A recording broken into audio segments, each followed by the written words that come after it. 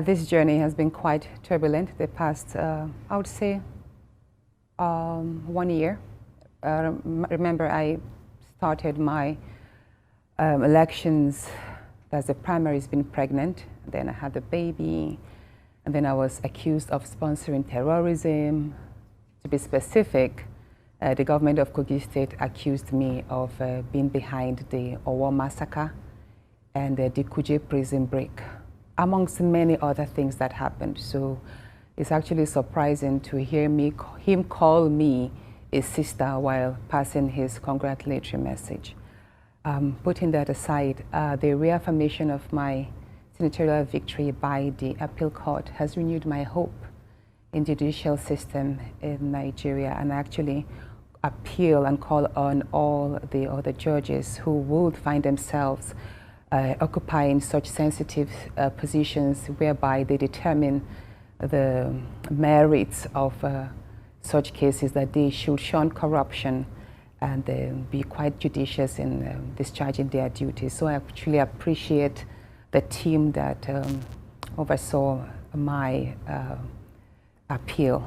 And so far, I'm actually happy, even though I wish my happiness were complete if our royal father, His Royal Majesty, the Ohinoye of Ibereland, if he had not passed away. I wish so bad that he had stayed long enough to witness this day, because he was a great pillar and he suffered tremendously because of his open support for me.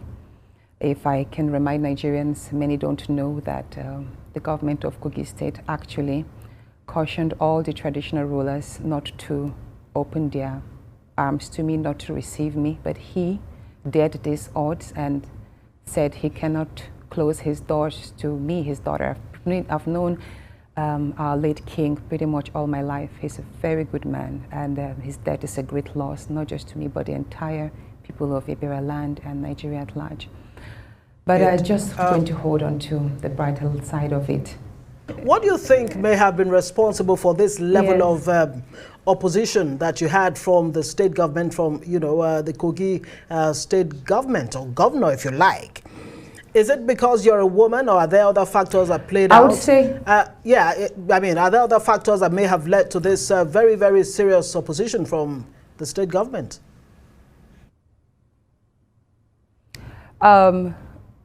You see, people are born differently. Isn't it odd that a state governor would issue a statement that he accepts the judgment? He wasn't on the ballot, but he went all out, owning the last election, as if it were Yahaya Bello against Natasha at the last election. You see, like I said, people are made differently, because while some sit down and allow things to take a natural course, some want to become godfathers at all costs. Yahaya Bello falls into the latter category. He has a personality which I would say is, with all due respect, deluded, and it makes him want to lord over things and dictate the terms, almost act like a mini god on earth. And that is not how life happens. And I would say this, while in 2018, before I joined the SDP and contested for the senatorial seat, I was in APC for pretty much 3 months.